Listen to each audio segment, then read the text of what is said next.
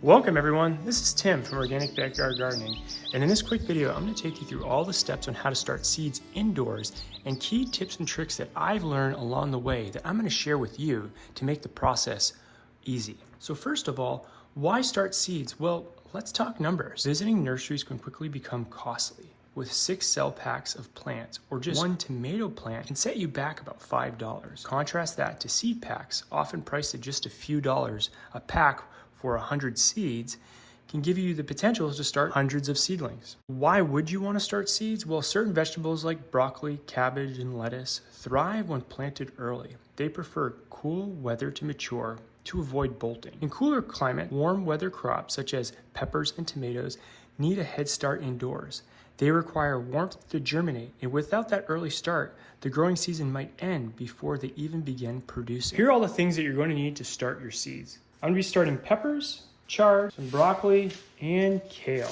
You're going to need seed starting soil. When you're selecting seed starting soil, make sure that it's organic and it has compost in it. My favorite brand is Coast of Maine. I'll put a link down below. Next, you're going to need cell packs. I don't recommend using the biodegradable cells. Those have always given me problems. I like using these plastic cell packs. You can reuse them each year and wash them out. These are about 1.5 inches by 1.5 inches. Work great for most everything. If you're going to be starting seeds and putting them into the garden very soon, you can use smaller cells, or if you're going to be up potting them, you can use smaller cells first. Tomatoes, I will up pot into these 4-inch pots. So you're going to need a sturdy tray. Next, you'll need a dome to provide humidity so they germinate. If you don't have a dome, you can use plastic wrap to keep seeds covered so they stay moist and germinate. You also need a marker. I like this garden marker. It's alcohol based and doesn't run. And you're going to need markers. You also need a pot to mix your soil. This is optional, but I highly recommend it. Seed starting mat that you're going to put your tray on. With a controller, you can zero in the temperature that you want the seeds to germinate. All the items I mentioned, I've used for years with great results.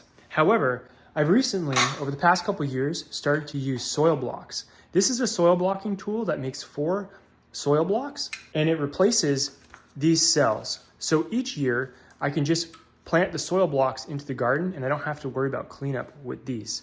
It makes the process actually much faster. You can up pot them into 4-inch blocks. So those 2-inch blocks go into these 4-inch blocks. So I use these for my tomatoes. These replace these. The only difference is if you are using soil blocks, you're going to need a different recipe and make your own soil mix so the blocks stay together. I use 1 part Coast of Maine organic compost blend, 1/2 part vermiculite, 1 part peat moss, and then I'll add some blood meal for extra nitrogen. And you don't have to use this recipe just for soil blocks. If you want to put these in cell packs, you can as well. All really inexpensive.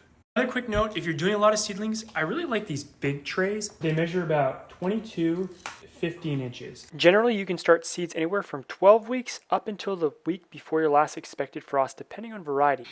Each seed will be started at different times according to your last expected frost. The link below, and you can go to Play My Garden, you enter your zip code, you draw your garden layout, and then you will enter what you want to grow for vegetables and how many. We'll then give you a custom schedule for your location, and we'll take in your layout and we'll populate it with optimal plant placement for each of the vegetables you selected. We'll get you a getting started guide, a grow guide for each vegetable.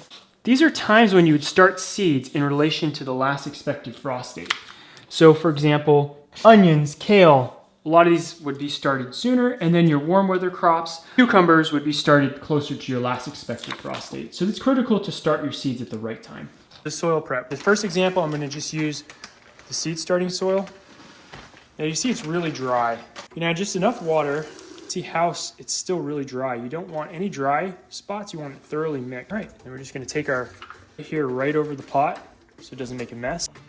I just put it on my tray. Now I'm going to show you how we can mix our own seed starting mix. 1 part compost, then 1 part peat, and this has the fibers, long fibers that will keep the soil blocks together. Then 1/2 part vermiculite, and I've added just a little bit of blood meal. Now add a lot of water and mix. Now that everything's mixed, we're going to take the soil blocks. We're just going to take the soil and push it into the blocks. All right. Now I'm going to take it over here to my tray. And I'm going to slowly wiggle and push very slowly. I'm going to go through, I'm going to make the whole tray.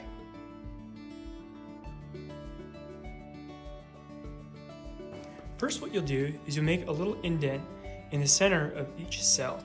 Now, most seeds need to go down just about 1/4 inch, not too deep. This is Swiss chard. I'm gonna take each seed and just put 2 in the middle of each cell. Now, the reason for 2, they may not germinate, so this gives you an extra chance. And what we'll do is we'll just trim out the one that looks the less healthy. Now, what I can do here is I could just push the soil over, or you could sprinkle a little vermiculite. That's what I like to do. It makes it very easy. Now, what I'll do next is I'll just put a label in. All right, so just like the cell packs, I'm gonna place 2 seeds in each of the soil blocks. And do the same thing, just sprinkle a little bit to cover them. The last step is putting some water on these guys. I'm just making sure there's enough water here to get the tops wet.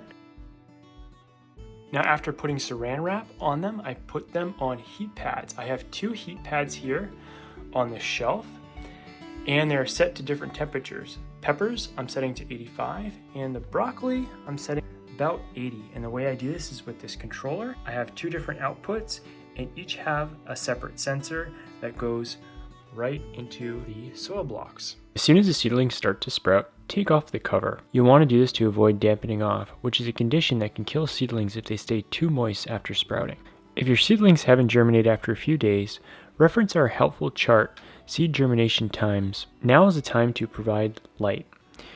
You want to put them on a south-facing window, but a lot of times that isn't enough light in the winter. I place them under my grow light and keep the grow light at about 6 inches above the seedlings. I use a wall outlet timer to keep the light on anywhere from 14 to 16 hours a day. If you have multiple seedlings growing in the same cell, after a couple days you can cut them down to keep the strongest seedling. If you're finding this video helpful, please don't forget to subscribe to our channel and like the video. When the cells start to dry out, you'll want to water them in cycles. So what I like to do is water them from the bottom.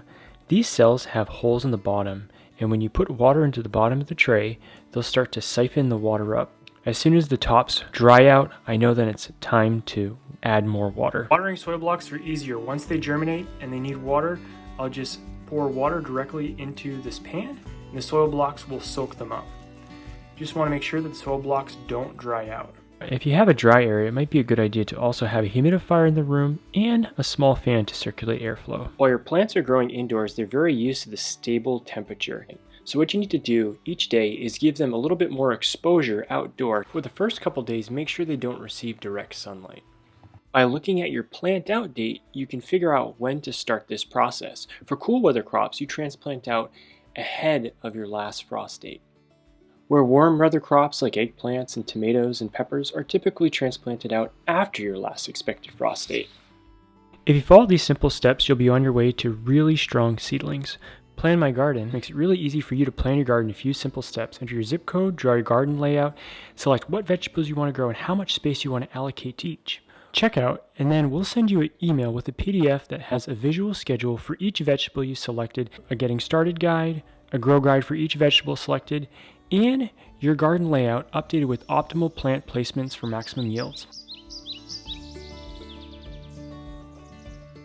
Check out our other high quality and to-the-point gardening videos like the one on the left, how to transplant seedlings into the garden, 6 key steps and mistakes to avoid, and the one on the right, which YouTube thinks you might find the most interesting.